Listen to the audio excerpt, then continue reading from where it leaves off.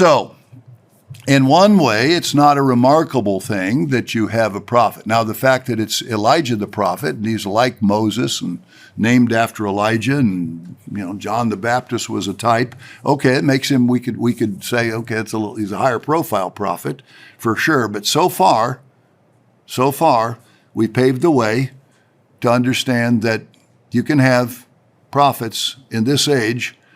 Certainly, a man can be a prophet without getting an utterance from God. I mean, in a direct way where I'm going to open your mouth, put my words in there.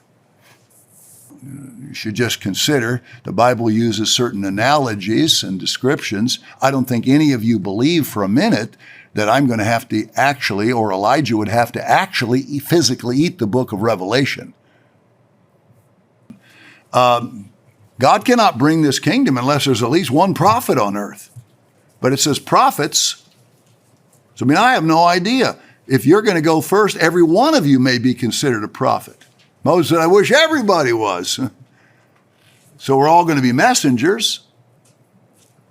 There's one messenger who apparently is a prophet. Is he the only one? But it says the prophets.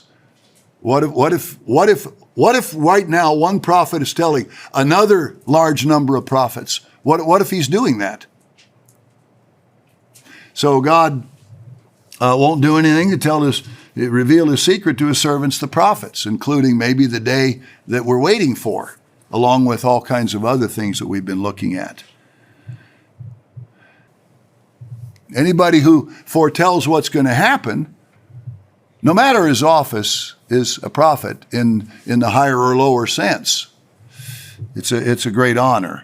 And so it is not something that one man has in this age, because apparently, just reading Amos, there's prophets that are there. So we'll see a plural again later. Why were they doing that? No man can know the day or the hour. Well, they didn't have the New Testament, so they tried to find it out. I hope I could be forgiven if I am Elijah. And if you're prophets too, in a sense, some of you, all of you, most of you, whatever it is, however God will use us in that way, you can be forgiven for wanting to know the date. The mystery of God should be finished as he has declared to his servants, the prophets, who are alive. I'm not talking to any dead prophets. Who are the prophets that I'm talking to? But God works through one man, this messenger, and he declares to others. So when we were looking for who Elijah is, we were looking for when you would be and who else could be prophets. We just thought, I thought, I apologize for that. Mr. Armstrong thought he was Elijah. Nobody thought, well, how? What do you mean? And I thought I was in 2015. Then I pulled back from that. I wasn't sure because I knew that we didn't have, he wasn't a church figure in the way we thought, but it turns out he was. And we'll come in a moment to when it may have happened. I can pretty much tell you now it's going to be hard to pin that down, but verse 11 then, he said unto me, you must prophesy again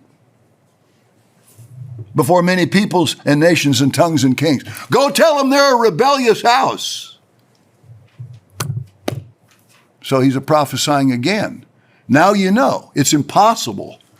There's no other church on the face of the earth that understands just the things we've covered on this subject in the second half of this sermon. Nobody does.